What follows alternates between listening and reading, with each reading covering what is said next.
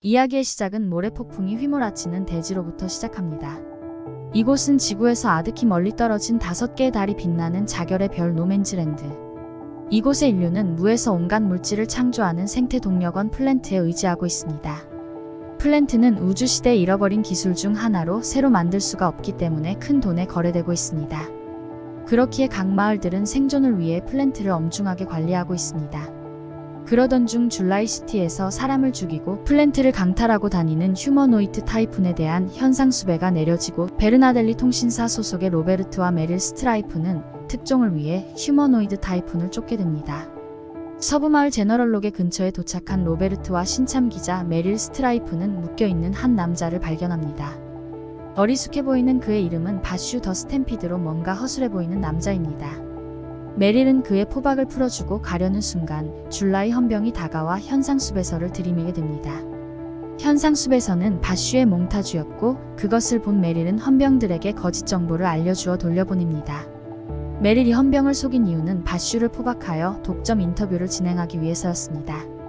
바슈는 포박된 채 서부마을 제너럴록의 주점에 들어가지만 마을 사람들은 바슈에게 2번이나 도움을 받아 이미 그에게 호의적인 상태였기에 바슈를 포박한 두 기자에게 저기를 표합니다.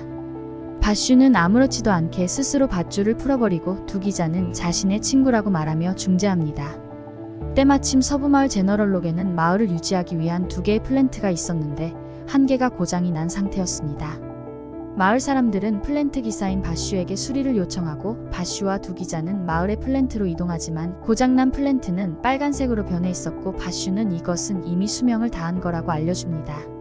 플랜트를 다시 사야 했지만 하나의 가격이 600만 더블달러로 매우 비싼 금액이었기에 좌절하려는 찰나 줄라이 헌병대가 나타나서 바슈의 현상금이 때마침 600만 더블달러라고 말하며 바슈를 넘기면 600만 더블달러를 마을을 위해 지급하겠다고 합니다. 그렇게 줄라이 헌병이 바슈를 데려가려는 순간 고참 기자인 로베르트가 정당한 결투를 통해 데려가라고 제안하고 헌병대장은 받아들입니다. 바슈와 헌병대장의 결투에서 싸움을 계속 피하며 약골인 줄만 알았던 바슈가 순식간에 헌병대장을 제압하여 쫓아냅니다. 결투 후 바슈와 두 기자는 주점에서 대화를 하며 쉬고 있는 순간 마을 사람들은 현상금을 위해 바슈를 배신하고 그를 공격해옵니다. 마을 사람들에게 바슈와 두 기자가 제압당하려고 할 때 메이시티 교도소에서 탈옥한 네브라스카 패밀리가 공격해옵니다. 네브라스카 패밀리는 69건의 상해와 12건의 살인으로 유죄 판결을 받은 흉악범으로 탈옥 후 현상금을 위해 휴머노이드 타이푼을 추적해 바슈를 잡으러 온 것입니다. 그러나 네브라스카 패밀리는 바슈를 놓치게 되고 계획을 우회해서 마을에 있는 플랜트를 강탈하기 위해 마을을 공격해 나갑니다. 마을이 공격당하고 있다는 사실을 듣게 된 바슈는 다시 돌아와서 네브라스카 패밀리로부터 마을을 구하게 되고 그 과정에서 위기에 처한 네브라스카 장남 고프세프를 마을 사람들과 같이 구하면서 싸움은 종식됩니다. 네브라스카 패밀리와 바슈, 마을 사람들은 모두 용서하고 술파티를 벌이는 찰나 바슈의 형인 나이브스와 그 부하들에게 또 다시 공격당합니다. 사실 현상수배자인 휴머노이드 타이푼은 바슈와 얼굴이 똑같은 쌍둥이 형인 나이브스였고 나이브스는 압도적인 힘을 보유하고 있었습니다. 그렇게 나이브스는 마을을 파괴하고 플랜트를 간단히 회수해가고 마을을 공격한 범인이 바슈의 형이라는 사실을 알게 된 마을 사람들은 바슈를 원망하며 그를 마을에서 내보냅니다. 이에 바슈는 형 나이브스를 잡기 위해 동쪽에 있는 제3도시 줄라이로 향하게 되고 두 기자도 바슈를 따라서 동행하게 됩니다. 바슈 일행은 차량으로 이동 중 십자가를 메고 있는 남자를 치게 됩니다. 그 남자는 니콜라스 디 울프우드로 차량에 치여도 놀랍게도 아무렇지 않았습니다.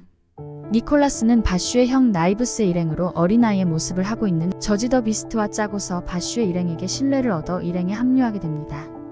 이렇게 바슈와 기자인 로베르트와 메릴에 더해 장의사 니콜라스까지 4명은 동쪽으로 이동하게 되고 줄라이로 가기 위해 항구에서 샌드스팀을 타게 됩니다.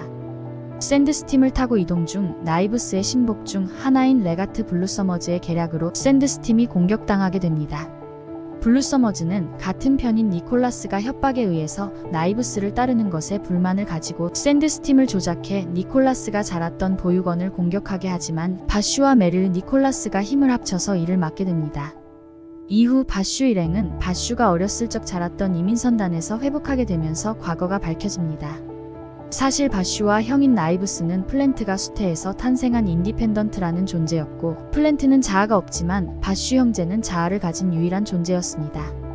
나이브스는 어릴 적 자신들의 탄생 과정과 인간의 잔혹함에 분노하여 자신이 자랐던 이민선단의 사람들을 몰살하고 사라집니다. 그 후 나이브스는 모든 플랜트의 해방과 인디펜던트를 탄생시켜 인간을 몰살하기 위해 바슈가 가진 플랜트의 본체 코어에 접근할 수 있는 능력이 필요했습니다. 나이브스는 100여 년이라는 시간 동안 모든 준비를 마치게 되고 이제 바슈의 능력만 이용하면 모든 계획을 완성하기 직전까지 오게 됩니다. 이에 이민선단에서 회복 중이던 바슈 일행 중에서 로베르트와 메릴 스트라이프를 나이브스의 부하가 납치하여 데려갑니다. 바슈와 니콜라스는 로베르트와 메릴을 구출하기 위해 나이브스의 본거지로 가게 되고, 본거지에 도착한 니콜라스는 자신의 정체에 대해서 말합니다. 니콜라스는 바슈를 이곳까지 데려오는 안내인 역할이었다고 말한 후 결국 나이브스와의 계약을 끝내고 자리를 떠나게 됩니다. 한편 로베르트와 메릴은 나이브스의 부하 중 한 명에게 공격을 당하게 되고, 도망치던 중 바슈의 도움을 받아 탈출하지만 그 과정에서 로베르트가 죽게 됩니다. 로베르트의 죽음 후 메릴은 도망치지 않고 다시 바슈에게 향하게 됩니다. 바슈는 나이브스를 만나게 되지만 함정에 빠지게 되고 플랜트 각성 제물로 봉인됩니다. 플랜트 코어의 힘을 나이브스가 모두 흡수하려는 순간 메릴의 목소리에 정신을 차리고 월등히 향상된 전투 능력으로 나이브스와 전투를 치릅니다.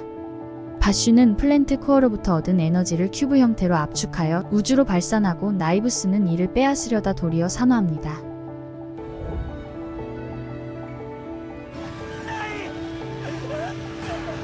고차원 에너지를 우주로 방출하는 여파로 7대 도시 중 하나인 줄라이는 폐허가 되며, 그 범인으로 바슈가 지목되어 600억 더블달러의 현상수배범이 되며 이야기는 끝이 납니다.